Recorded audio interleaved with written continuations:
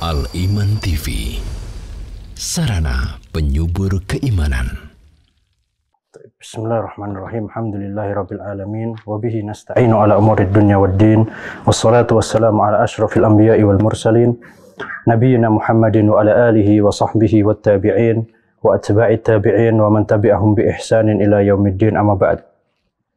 Kaum muslimat yang dirahmati Allah Subhanahu wa taala, alhamdulillah pada siang hari ini Allah masih beri kesempatan kepada kita semua untuk menambah amal ibadah kita, yang mana salah satunya dengan cara belajar bersama-sama tentang ilmu agama.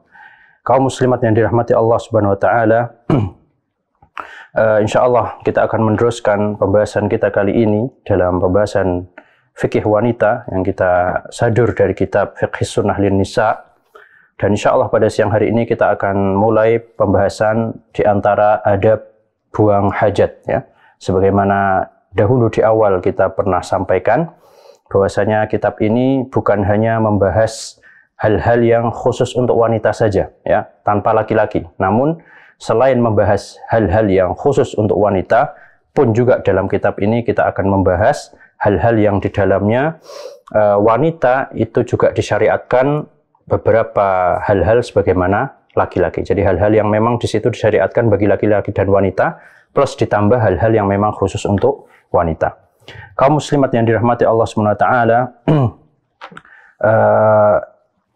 Islam datang dengan penuh kesempurnaan, ya, penuh ketertiban, ya, dan dengan ajaran yang terperinci, jelas sekali, ya. Bahkan sampai masalah hal yang mungkin sebagian orang menganggapnya adalah hal yang mungkin tidak terlalu penting atau hal yang berkaitan dengan masalah belakang misalnya, ya, itu sampai dalam Islam pun dijelaskan. Ini menunjukkan betapa sempurnanya agama ini, yang mana hal-hal seperti ini mungkin tidak ada, ya, di agama-agama selain Islam. Dan insya Allah pada siang hari ini kita akan membahas beberapa adab buang hajat. Di antara adab buang hajat yang perlu dilakukan oleh seorang muslim maupun muslimat, yang pertama adalah al-istitaru wal bu'du anil anzari, ya, yaitu adalah menyembunyikan diri, ya, menutup diri, ya, dan menjauh dari pandangan, ya. Jadi ketika kita ingin melakukan qada'ul hajah, buang hajat, maka usahakan cari tempat yang tersembunyi atau melakukannya di toilet yang memang tertutup seperti itu, ya. Terlebih apabila memang buang hajat ini dilakukan di tempat yang bukan di toilet, jadi mungkin seperti di hutan atau sedang di perjalanan, kemudian tidak ada kamar mandi, ya, yang memang mengharuskan dia secara darurat memang harus buang hajat saat itu juga, maka hendaknya dia mencari tempat yang tertutup dan jauh dari penglihatan manusia. Di antara dalilnya hadis Jabir radhiyallahu anhuma, beliau berkata, dahulu kami bersama Rasulullah SAW pernah keluar dalam suatu safar, ya. Dan apabila Rasulullah SAW itu ingin melakukan buang hajat, ya, di di perjalanan tersebut, maksudnya bukan kebetulan saat itu tidak ada toilet, ya, maka beliau mencari tempat yang jauh sehingga tidak terlihat, ya. Dan ini tentunya lebih ditekankan lagi apalagi untuk wanita, ya. Jadi untuk laki-laki saja ditekankan, maksudnya diperintahkan untuk mencari tempat yang tertutup, maka bagi wanita pun lebih ditekankan lagi. Kemudian di antara adab yang selanjutnya yaitu adalah hendaknya sebelum masuk ke dalam toilet itu membaca doa masuk toilet, ya. Di antaranya adalah Bismillah Allahumma inni a'udzubika minal khubuthi wal khaba'ith, ya, yaitu dengan nama Allah, ya Allah, aku berlindung kepadamu dari setan laki-laki maupun setan perempuan, ya. Sebagian ulama ada yang mengatakan bisa dibaca dengan minal khubuthi dengan sukun baknya, ya, yang mana artinya lebih umum, yaitu adalah dari kejelekan apapun, ya. Dalilnya diantaranya disebutkan dalam sebuah hadis, sitru ma baina a'yunil jinni wa aurati bani adama idza dakhala ahaduhum al-khala'a ay yaqula bismillah, ya. Bahwasanya pembatas, penghalang antara mata jin dan auratnya manusia apabila mereka itu sedang masuk ke dalam toilet, yaitu dengan mengatakan bismillah. Jadi perkataan kita bismillah itu di awal doa tadi fungsinya agar menutup aurat kita dari jin, ya, seperti itu. Adapun yang selanjutnya, yang doa selanjutnya yaitu Allahumma inna a'udzubika minal khubuthi wal khaba'its, dan insyaallah ini kita semua sudah hafal, ya. Dalilnya adalah bahwasanya Rasulullah SAW apabila beliau memasuki toilet atau tempat buang hajat, maka beliau membaca Allahumma inni a'udzubika minal khubuthi wal khaba'its, ya. Kalau orang tersebut ingin buang hajat di toilet dan yang semacamnya, maka doa ini dibaca saat akan masuk, ya. Saat akan masuk membaca doa ini dulu. Adapun kalau dia buang hajatnya itu di tempat yang bukan toilet, mungkin seperti di hutan atau di tempat ya apa namanya yang bukan khusus untuk buang hajat, maka doa ini dibaca saat dia mendekat ke tanah, ya. Jadi ketika dia sudah mau menjongkok dan sebagainya, dia baca doa ini. Kaum muslimat yang dirahmati Allah SWT, di antara adab yang lain dalam atau ketika buang hajat adalah hendaknya kita mendahulukan kaki kiri, ya, tatkala masuk ke dalam toilet, ya. Dan sebaliknya, tatkala kita keluar dari toilet, maka kita dahulukan kaki kanan, ya. Yang demikian hal ini masuk ke dalam memuliakan perkara-perkara yang memang konteksnya itu baik, ya. Jadi seperti masuk masjid, ya, kemudian mengambil sesuatu, memberi sesuatu, keluar dari kamar mandi, ya. Maka ini menggunakan anggota tubuh yang kanan, ya. Mungkin masuk masjid, ya, masuk pakai kaki kanan, ya. Begitu pula saat keluar dari kamar mandi pakai kaki kanan. Sebaliknya, tatkala keluar dari masjid pakai kaki kiri. Begitu pula saat masuk ke dalam toilet atau kamar mandi, maka kita dahulukan kaki kanan, ya. Jadi dalilnya hal ini dalam rangka lebih mendahulukan yang kanan dalam hal-hal yang konteksnya baik, ya. Bukan berarti maksudnya adalah buang hajat itu tidak baik atau keluar dari masjid tidak baik, bukan, ya. Tapi maksudnya lebih memuliakan hal-hal yang memang pantas untuk lebih dimuliakan. Wallahu a'lam. Kaum muslimat yang dirahmati Allah SWT, kemudian di antara adab yang selanjutnya, hendaknya tatkala kita keluar dari toilet itu membaca ghufranaka, ya, yang mana artinya adalah ya Allah ampunilah aku, ya Allah aku berharap ampunanmu, ya. Sebagian ulama menyebutkan di antara hikmah mengapa kita setelah keluar dari kamar mandi kita minta ampun, ya, karena tatkala kita berada di kamar mandi, itu kita sedang berada dalam keadaan yang kita tidak memungkinkan untuk berzikir dengan lisan kita, ya. Jadi seolah-olah kayak kita berada dalam satu keadaan yang kita terhalangi dari melakukan zikir dengan lisan kita. Maka disunahkan, disyariatkan tatkala kita keluar dari tempat tersebut untuk minta ampun kepada Allah Azza wa Jalla. Kemudian di antara adab yang lainnya adalah hendaknya kita tidak menghadap kiblat maupun membelakanginya tatkala buang hajat, ya. Di antara dalilnya adalah hadis Abu Ayyub Al-Ansari radhiyallahu anhu, bahwasanya Nabi SAW bersabda, apabila salah seorang di antara kalian sedang buang hajat, maka janganlah kalian menghadap kiblat maupun membelakanginya, walakin syarriqu aw gharribu, namun menghadaplah ke timur maupun ke barat, ya. Hadis ini diucapkan karena pada zaman tersebut beliau sedang berada di Madinah, ya, dan Madinah kiblatnya adalah ke arah selatan, ya. Makanya beliau bilang akan tetapi hadaplah menghadap timur maupun barat, ya, karena itu bukan menghadap kiblat maupun membelakanginya, ya. Begitu pula saat kita di negeri ini yang kebetulan kiblat kita adalah menghadap barat, maka tatkala kita buang hajat atau tatkala kita ingin membangun toilet, maka usahakanlah toilet kita tidak menghadap barat maupun timur, seperti itu, ya.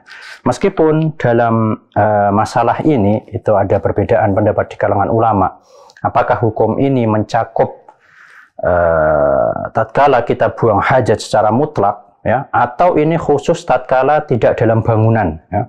Jadi meskipun pendapat yang insya Allah lebih kuat dalam hal ini adalah bahwasanya larangan ini itu khusus untuk tatkala buang hajat di tempat yang terbuka, ya, mungkin sedang di hutan, sedang di perjalanan yang mana memang harus buang hajat saat itu, maka di sini jangan sampai kita menghadap kiblat maupun membelakanginya. Dan tentu tatkala buang hajat dalam keadaan seperti ini, itu bisa lebih mudah untuk tidak menghadap maupun membelakangi kiblat, ya.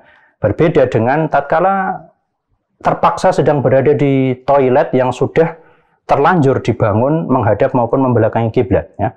Maka pendapat yang insya Allah lebih tepat, yang mana pendapat ini menggabungkan antara hadis-hadis yang berkaitan dengan masalah ini, yaitu larangan ini khusus untuk tatkala buang hajat di tempat yang terbuka, maksudnya bukan di toilet seperti itu, ya. Namun kalau kita memang ingin hati-hati, maka ya sejak awal kita tatkala ingin membangun toilet itu jangan sampai WC-nya dihadapkan maupun membelakangi kiblat, ya. Sebagaimana hal ini merupakan sebuah kaidah yang sering kita ulang-ulang, al-khuruju minal khilafi mustahabbun, ya. Keluar dari perbedaan pendapat itu bagus atau disukai.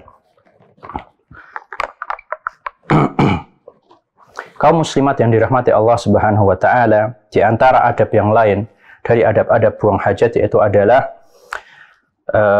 hendaknya atau harusnya ketika istinja itu kita menggunakan air maupun batu maupun tisu dan lain sebagainya, atau daun dan lain sebagainya.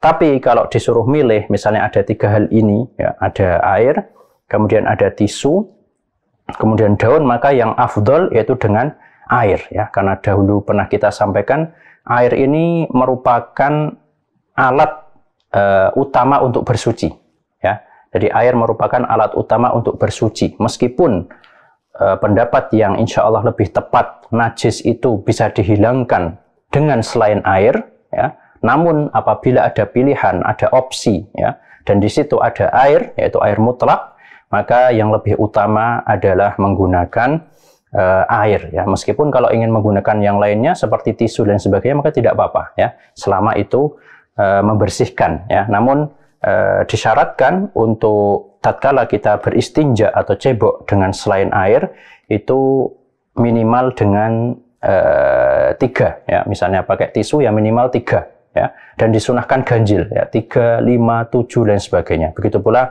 kalau menggunakan batu, menggunakan daun dan yang lain sebagainya. Wallahu a'lam. Kaum muslimat yang dirahmati Allah SWT, di antara adab yang lain adalah hendaknya tatkala kita buang hajat jangan menyentuh kemaluan dengan tangan kanan, ya. Begitu pula tatkala beristinja jangan menggunakan tangan kanan, ya. Di antara dalilnya sabda Nabi SAW, "Idza bala ahadukum fala yamassa dzakarahu biyaminih wa la yastanji biyaminih." Ya. Jadi apabila salah seorang di antara kalian sedang buang air kecil, maka janganlah dia menyentuh kemaluannya dengan tangan kanannya, ya. Meskipun dalam hadis ini menggunakan kata zakar, yang mana itu adalah kemaluan laki-laki, tapi hukum ini mutlak, ya, mencakup juga perempuan, ya. Wala yastanji biyaminih, dan janganlah dia melakukan istinja dengan tangan kanannya. Di antara para ulama yang mencoba kira-kira apa hikmah di balik adab ini, di antaranya mereka mengatakan yang pertama karena sebagaimana tadi, ya, yang mendahulukan anggota tubuh yang kanan atau menggunakan anggota tubuh yang kanan untuk hal-hal yang konteksnya positif, ya. Sebaliknya untuk hal-hal yang konteksnya negatif, sekali lagi bukan maksudnya adalah ini hal yang buruk, ya, tapi lebih menghormati hal-hal yang memang pantas untuk kita hormatinya. Adapun seperti ini, yaitu tatkala buang hajat atau tatkala beristinja, maka hendaknya kita menggunakan tangan kiri. Kemudian di antara hikmah yang lain yang dijelaskan oleh para ulama, karena apabila kalau dia misalnya beristinja menggunakan tangan kanan, kemudian misalnya tangan tersebut digunakan untuk bersalaman dengan saudaranya, ya, atau digunakan untuk makan misalnya, maka dikhawatirkan ada kuman-kuman yang masih melekat di tangan kanannya itu dikhawatirkan akan berpindah ke makanan atau benda-benda yang lain. Wallahu a'lam. Kaum muslimat yang dirahmati Allah Subhanahu wa taala, Di antara adab yang lain dalam adab buang hajat yaitu adalah hendaknya seseorang apabila dia sedang buang hajat di tempat terbuka, maksudnya bukan di toilet, maka janganlah dia buang hajat di jalan manusia, ya. Jangan buang hajat di tengah jalan atau di pinggir jalan, ya. Atau di tempat biasa mereka berteduh, ya. Dan ancamannya ini tidak main-main para jamaah sekalian, yaitu ini merupakan termasuk perbuatan yang dikhawatirkan mendapatkan laknat, ya. Dalam sebuah hadis Nabi SAW pernah bersabda, ittaqulla inaini, ya, atau ittaqulla allainaini, ya. Berhati-hatilah kamu dari dua hal yang terlaknat, ya. Qalu wa man la'inani ya Rasulullah, ya. Kemudian para sahabat bertanya, ya Rasulullah, apa dua hal yang terlaknat tersebut, ya? Qal alladhi yatakhalla fi tariqin nasi aw fi dhillihim, yaitu dua orang yang terlaknat ini adalah orang yang buang hajat di jalannya manusia, ya, di tengah jalan, di pinggir jalan, ya, sehingga manusia terganggu dengan baunya, ya, dengan pemandangannya, atau dia buang hajat di tempat biasa manusia berteduh, biasa manusia duduk-duduk di situ, ya. Dan di antara ciri-ciri dosa besar yaitu apabila suatu dosa yang di dalamnya ada laknatnya, ya, itu salah satu ciri dosa besar. Kaum muslimat yang dirahmati Allah Subhanahu wa taala, di antara adab lain, di antara adab buang hajat yaitu adalah hendaknya kita tidak buang air kecil di kamar mandi, ya. Maksudnya apa? Ini membutuhkan penjelasan yang lebih jelas. Jadi masalah ulama mengatakan hukumnya makruh, ya. Masalah larangan kencing di kamar mandi ini, kalau kita baca kitab-kitab fikih para ulama, ini di antara hikmahnya itu agar seseorang tidak terkena was-was, ya. Jadi kalau dan zaman dulu itu kan kamar mandinya masih terbuat dari, ya, lantainya itu masih tanah, ya. Masih hal-hal yang menyerap kencing, ya, menyerap kencing, dan kencingnya itu jadi ada di situ gitu loh. Jadi tidak semerta langsung hilang, tidak, ya. Nah, ini dikhawatirkan seseorang apabila kencing di situ, ya, dan biasanya dalam adat Arab itu dibedakan, ya, antara kamar mandi dengan toilet itu beda, ya.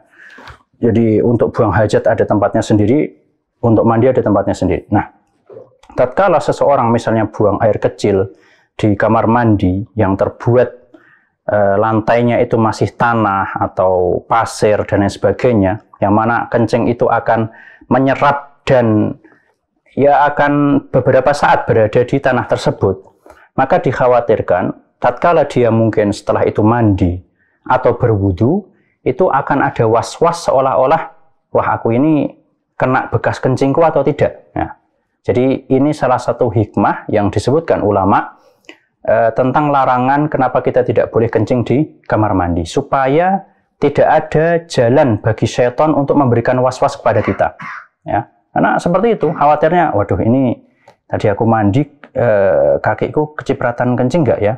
Atau aku wudhu, ini bekas kencingku nempel nggak ya? Nah, dikhawatirkan seperti itu. Sehingga para ulama memberikan dua batasan, ya, atau dua syarat, sehingga kencing di kamar mandi itu jadi tidak makruh lagi, ya. Yang pertama yaitu kalau kamar mandinya itu ada pembuangan airnya, ya. Jadi larangan kencing di kamar mandi ini itu terjadi apabila kamar mandi yang tidak ada saluran airnya, ya, atau bahasa Arabnya balu'ah, ya, seperti itu. Kalau kamar mandi tersebut ada saluran pembuangannya, yang mana ketika orang kencing di situ maka bisa langsung mengalir air kencingnya, ya, atau disiram setelah itu kemudian hilang, maka ini tidak apa-apa, ya, tidak dimakruhkan. Yang kedua yaitu larangan ini sebagaimana tadi telah kita jelaskan, khusus untuk kamar mandi yang lantainya itu masih tidak keras, ya, seperti tadi kamar mandi zaman dahulu yang terbuat dari tanah, ya, yang bawahnya masih pasir, atau hal-hal yang tatkala ada orang kencing itu menyerap dan kencingnya itu diam di situ beberapa saat, ya, dikhawatirkan ada di situ beberapa saat, maka ini yang terkena larangan tersebut, ya. Berbeda dengan kamar mandi yang lantainya itu mungkin terbuat dari seperti keramik, ya, atau mungkin seperti ya seperti itu, ya, porselen, keramik dan sebagainya, yang mana tatkala seseorang kencing di situ, itu kencingnya langsung ngalir, ya, langsung ngalir plus ditambah ada saluran pembuangannya, ya. Maka apabila dua syarat ini terpenuhi, maka larangan kencing di kamar mandi menjadi tidak dimakruhkan lagi, ya, alias dibolehkan. Wallahu a'lam.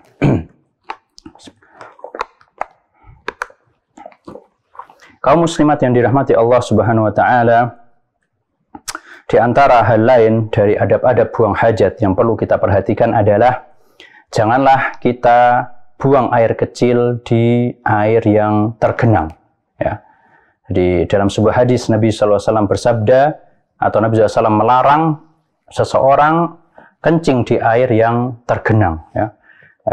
Yang demikian itu di antara hikmahnya yang disebutkan oleh para ulama, karena dikhawatirkan bisa menjadi najis air tersebut, ya. Demikian juga seandainya pun air itu banyak, seperti mungkin ketika di kolam renang, ya, yang mana airnya itu tidak mengalir, meskipun airnya banyak, tapi dikhawatirkan akan mengotori air tersebut, meskipun mungkin nggak najis, tapi dikhawatirkan membawa kuman, membawa penyakit, yang mana bisa memberikan madharat bagi dia maupun orang yang sedang mandi di situ, ya. Dan hal-hal seperti ini termasuk hal-hal yang tidak dibenarkan oleh fitrah yang masih lurus, ya. Bahkan ini kita bicara untuk kolam renang yang memang airnya itu menggenang, ya, tidak diganti, ya, ataupun diganti tapi masih air itu saja, ya. Ini juga kurang baik sebenarnya, kecuali kalau kolam renang yang memang airnya mengalir terus terbuang gitu, ya, seperti di sungai dan sebagainya. Bahkan itu pun sebaiknya jangan, ya, karena dikhawatirkan di bawah aliran kita itu ada orang yang memanfaatkan, ya. Jadi kaedahnya sebagaimana kita sering dengar, la dharara wala dhirar, ya. Nggak boleh kita melakukan suatu bahaya apapun, ya. Jadi untuk hati-hatinya jauhilah, ya, kencing di tempat-tempat seperti ini, apalagi kalau airnya tergenang, maka lebih dikhawatirkan menimbulkan mafsadat yang lebih besar. Dan ini bukan hanya kencing saja, ya. Kalau buang air besar, min babi aula, ya, lebih nggak boleh lagi, ya. Kencing yang mungkin madorotnya di bawah buang air besar aja nggak boleh, apalagi buang air besar, ya. Maka hendaknya kita melakukan buang hajat di tempat-tempat yang sudah memang disediakan. Wallahu a'lam. Kaum muslimat yang dirahmati Allah Subhanahu wa taala,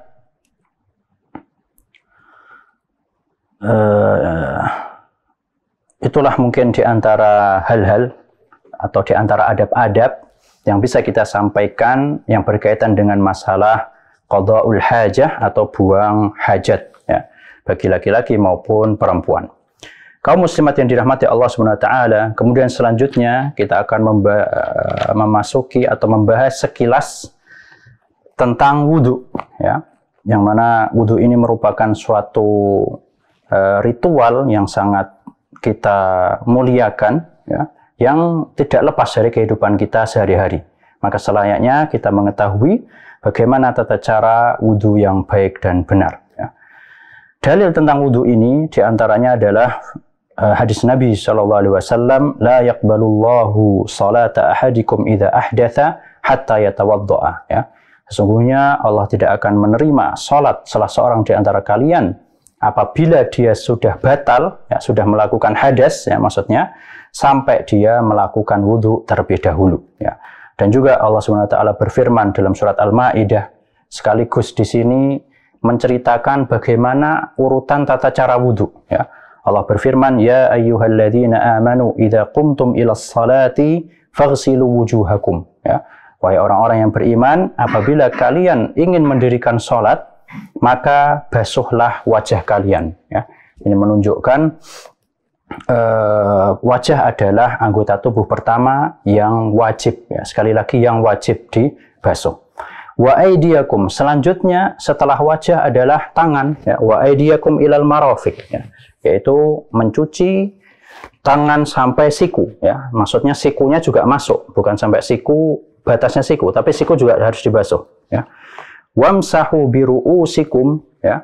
Dan usaplah kepala kalian, ya. Dan perbedaan antara mencuci, membasuh dengan mengusap, itu kalau membasuh atau mencuci, ya, membasuh wajah, membasuh tangan, itu kita ambil air, kemudian kita basahi, ya, wajah kita maupun tangan kita. Ya.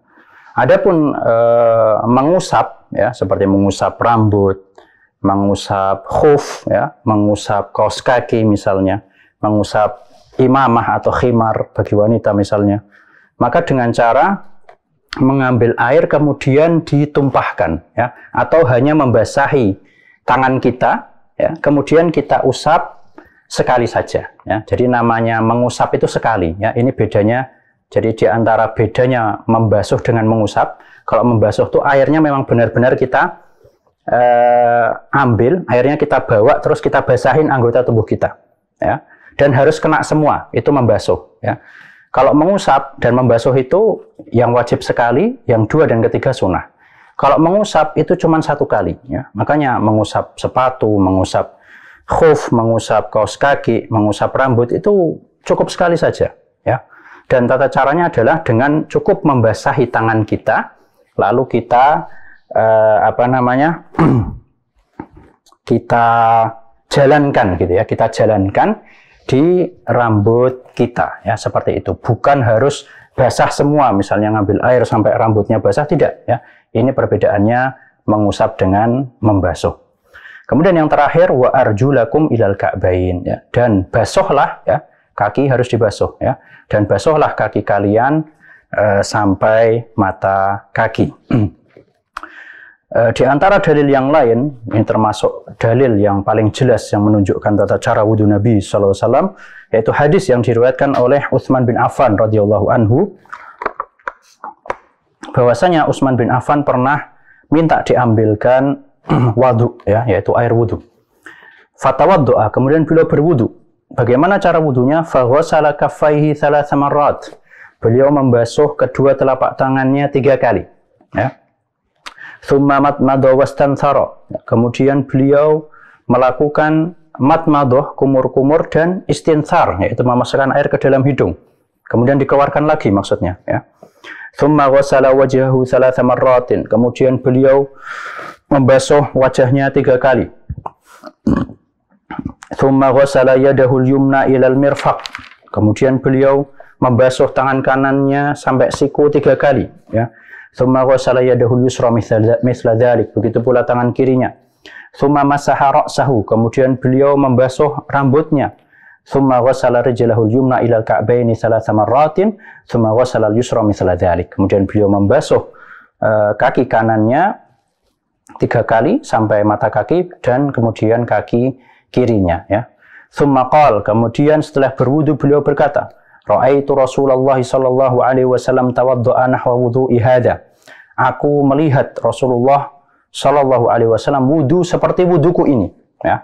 Ini juga termasuk pelajaran penting bagi kita sebagai orang tua maupun kita yang berprofesi sebagai guru. Itu kalau bisa kita mengajarkan dengan perbuatan itu lebih bagus, ya. Bahkan perbuatan ini kadang lebih mengena di hati dibanding hanya sekedar perkataan, ya. Itu kalau memang memungkinkan. Ini contohnya, ya. Utsman bin Affan wudu dulu, habis itu baru ngomong, ya. Aku melihat Nabi SAW wudu seperti wuduku ini, ya. Tsumma qala Rasulullah sallallahu alaihi wasallam. Kemudian Rasulullah sallallahu alaihi wasallam pun bersabda, "Man tawadda'a nahwa wudu'i hadza." Barang siapa yang wudu seperti wuduku ini. Tsumma qama faraka'a rak'ataini la yuhadditsu fihima nafsah.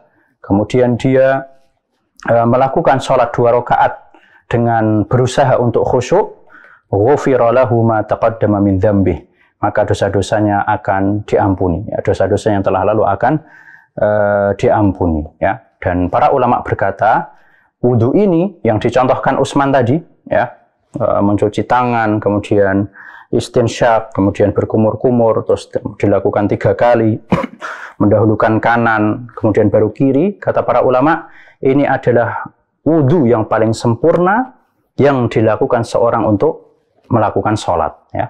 Jadi kalau mau tanya gimana cara wudhu yang paling sempurna, bacalah hadis Utsman bin Affan ini, ya. Kita akan ditunjukkan bagaimana cara wudhu yang paling sempurna, ya. Meskipun yang disebutkan tadi bukan semuanya wajib, ya, seperti 3 kali, kemudian mendahulukan kanan dan kiri, mendahulukan kanan atas kiri maksudnya, kemudian mencuci tangan, ya, itu tidak wajib. Ada yang tidak wajib seperti itu, ya. Tapi sekali lagi, hal tadi yang disebutkan dalam hadis itu adalah bentuk wudhu yang sempurna. Wallahu a'lam. Kaum muslimat yang dirahmati Allah Subhanahu wa taala, kita akan coba membahas satu persatu dari tata cara wudhu yang barusan disebutkan secara ringkas insyaallah. Yang pertama, apabila seorang muslim maupun muslimat ingin berwudhu, maka yang harus dilakukan yang pertama adalah niat, ya. Niat bahwasanya dia akan melakukan wudhu, ya.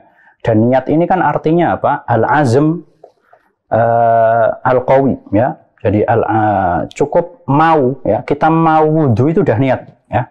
Kita mau sholat itu niat, ya. Jadi niat itu cukup seperti itu, ya. Sebagaimana sabda Nabi SAW, innamal a'malu binniyat. Sesungguhnya segala amal-amal itu tergantung dengan niatnya. Dan kenapa kok wudhu ini harus ada niatnya, ya? Dan ini adalah pendapat jumhur ulama.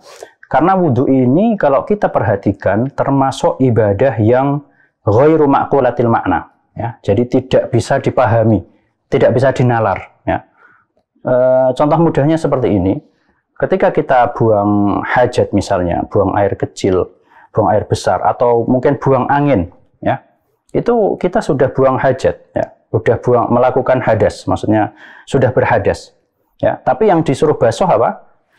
Wajahnya, ya, tangannya, rambut, kaki, ya, bukan tempat-tempat di mana hadas tersebut keluar, ya. Jadi kalau secara logika, secara nalar mungkin nggak bisa kita. Oh, kenapa yang keluarnya dari situ kok yang dibasuh anggota tubuh ini? Nah, jadi ibadah-ibadah yang tidak bisa dinalar, ya, ghairu ma'qulatil makna, tidak bisa kita pahami kenapa kok kita disuruh seperti itu. Contoh yang lain kayak sholat, ya. Ini termasuk ibadah-ibadah yang butuh niat, ya. Berbeda dengan ibadah yang ma'qulatul makna, bisa dinalar. Contohnya kayak membersihkan najis, ya. Ada najis kita bersihkan, itu bisa dinalar, ya. Karena najis itu kotoran, ya harus dibersihkan. Nah, ini untuk ibadah-ibadah yang bisa dinalar atau ma'qulatul makna, itu tidak perlu niat. Adapun wudhu, maka ini termasuk yang ghairu ma'qulatil makna, alias tidak bisa dinalar, maka harus ada niatnya. Kemudian yang selanjutnya harus dilakukan adalah, atau disunahkan adalah membaca bismillah, ya. Jadi sebagian ulama mengatakan bahwasanya membaca bismillah ini hukumnya sunnah, ya. Jadi meskipun hadis dalam hal ini itu hadisnya tidak sahih, ya, tapi bisa kita ambil dalilnya dari tatkala kita ingin memulai sesuatu yang sifatnya positif, ya, apalagi suatu hal yang baik, itu kalau bisa kita mulai dengan bismillah.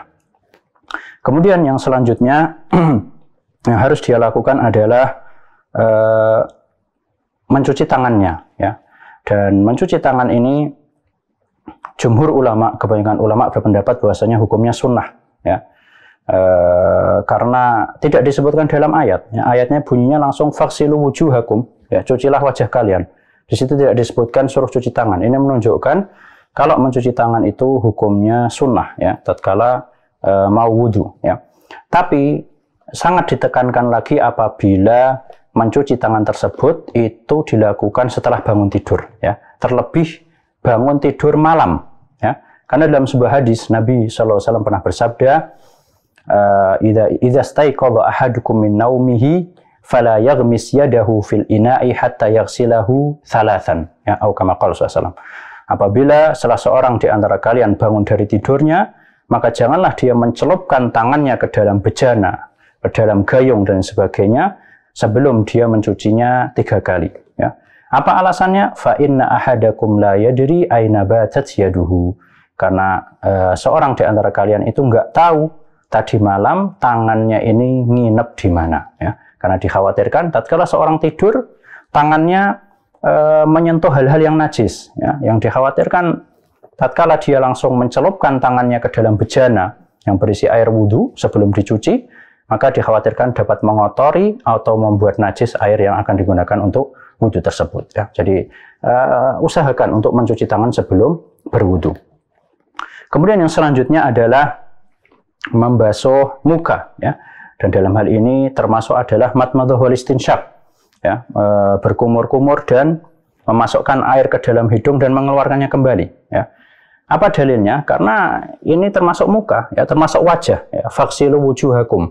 Basuhlah wajah kalian. Dan kumur-kumur dan istinsyak, meskipun menurut jumhur ulama hukumnya sunnah, tapi sebaiknya kita tetap lakukan, ya, karena termasuk wajah. Ya. Jadi melakukan hal ini merupakan hal yang penting. Ya. Dan di antara dalil yang menguatkan disyariatkannya hal tersebut, alias sebaiknya kita jangan sampai meninggalkannya, karena setiap hadis yang di situ diriwayatkan Nabi Shallallahu Alaihi Wasallam berwudu, itu beliau tidak pernah meninggalkan kumur-kumur dan beristinsyak. Maka hendaknya kita pun tidak meninggalkannya. Kemudian yang selanjutnya yaitu adalah membasuh tangan sampai siku. Ya, tadi sudah dijelaskan, siku itu termasuk yang harus dibasuh pula. Ya.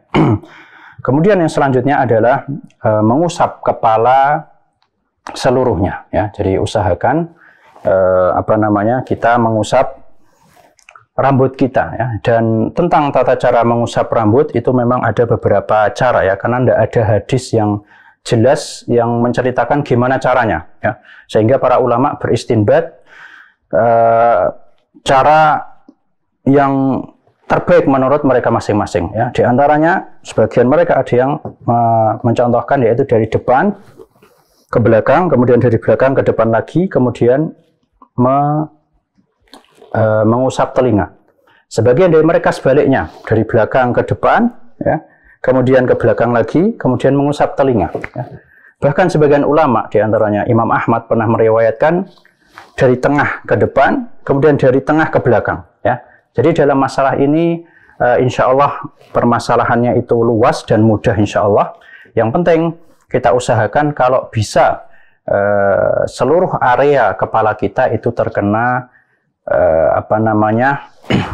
usapan, ya, dari tangan kita yang telah dibasahi oleh air. Ya. Dan bagi kaum muslimat yang mungkin rambutnya panjang, ya, maka yang wajib dibasuh atau batasan dibasuhnya yaitu sampai tengkuk sini, ya. Jadi sampai akhir tumbuhnya rambut, ya. Jadi tidak perlu seluruh rambutnya dibasuh semua, jadi cukup ke belakang sampai ini, ya, atas tengkuk ini, tempat akhir tumbuhnya rambut. Dan sebagian ulama mengatakan bagi wanita atau bagi laki-laki yang rambutnya panjang itu cukup dari depan ke belakang saja, tidak perlu dibalikkan lagi. Ya. Apa alasannya? Karena ulama menjelaskan itu bisa merusak pemandangan, ya. Jadi menakutkan dan sebagainya. Jadi intinya cukup ke belakang saja sekali itu sudah dianggap mengusap rambut, dan tidak harus kena semua, ya. Tadi sudah kita jelaskan bedanya membasuh dengan mengusap. Membasuh itu harus semuanya kena, wajah harus semuanya basah. Tapi kalau mengusap itu ya cukup yang bagian luarnya saja dan sebisanya, seperti itu. Wallahu a'lam. Kemudian juga para ulama menjelaskan apabila wanita itu misalnya rambutnya dikepang, ya, itu juga kalau memang memberatkan bagi dia, ya, memberatkan bagi dia untuk mengurai rambutnya tatkala berwudu, maka tidak apa-apa dia mengusap rambutnya dalam keadaan dikepang seperti itu. Wallahu a'lam. Para jemaah yang dirahmati Allah Subhanahu wa taala, kemudian selanjutnya adalah membasuh telinga, ya. Meskipun hadis dalam hal ini termasuk hadisnya itu hadis yang diperdebatkan kesahihannya, Namun membasuh telinga ini telah sahih ada contohnya dari sebagian sahabat, di antaranya adalah Abdullah bin Umar radhiyallahu anhu. Kemudian yang terakhir adalah membasuh kaki, ya, membasuh kaki sampai mata kaki, ya, yang mana tadi sudah dijelaskan dalam ayat dan juga sebagaimana sabda Nabi SAW tatkala melihat ada seseorang yang ada seorang sahabat yang wudunya itu asal-asalan, ya, membasuh kakinya tidak benar. Beliau mengatakan wailul lil aqabi minan nar, ya. Jadi celakalah orang-orang yang membasuh tumitnya itu tidak benar, alias mungkin sebagian orang tergesa-gesa gitu, ya.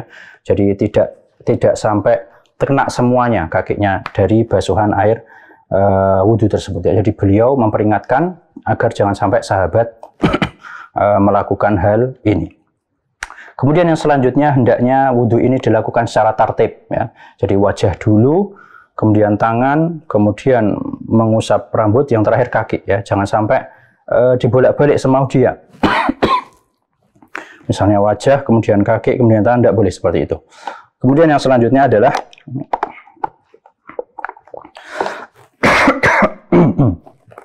yang terakhir, yaitu adalah al-muwalah, ya, atau terus-menerus.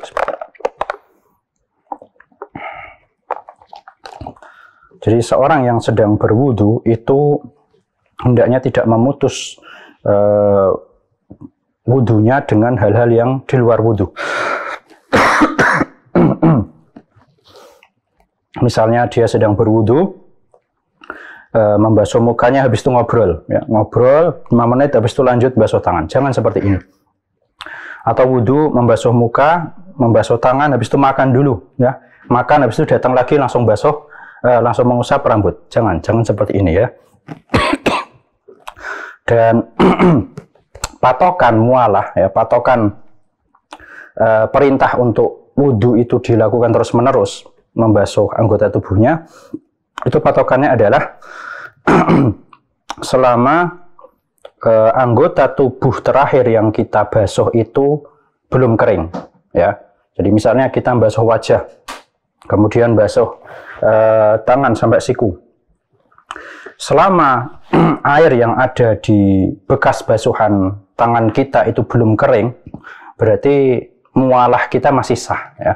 Jadi perbuatan wudhu kita itu masih bisa dilanjutkan, ya. Mungkin dia habis basuh tangan, mungkin ngambil barang yang jatuh, ya, atau ngomong sesuatu yang penting kepada temannya. Nah, selama air bekas basuhan di tangan tersebut itu belum kering, ya, dan di waktu yang mu'tadil itu di hawa yang normal, ya, bukan terlalu dingin yang mana menyebabkan air itu cepat kering, juga bukan di hawa yang terlalu panas, ya. Jadi patokannya selama basuhan terakhir itu airnya belum kering di keadaan cuaca yang normal, maka ini masih boleh kita melanjutkan perbuatan wudhu yang selanjutnya, melanjutkan untuk membasuh anggota tubuh yang selanjutnya. Tapi kalau sudah sampai kering, berarti ya sudah harus mengulangi dari awal lagi, kecuali untuk melakukan hal-hal yang berkaitan dengan wudhu. Contohnya apa? Dia wudhu, basuh muka, basuh tangan, tiba-tiba airnya mati. Maka dia ke sumur, kemudian ambil timba, nimba, ya, dan butuh misalnya waktu 10 menit. Maka ini tidak apa-apa diteruskan. Meskipun anggota tubuh yang terakhir yang dibasuh itu sudah kering. Tapi selama dia memutus urutan perbuatan wudhunya itu untuk hal-hal yang berkaitan dengan wudhu, seperti tadi ngambil air dari timba karena airnya tiba-tiba mati, ya, maka ini tidak apa-apa selama jaraknya tidak jauh sekali. Wallahu a'lam. Itu yang dapat kita sampaikan pada kesempatan kali ini. Wallahu a'lam. Dukung channel kami dengan like, subscribe, dan aktifkan notifikasi agar kamu tidak ketinggalan video-video menarik lainnya.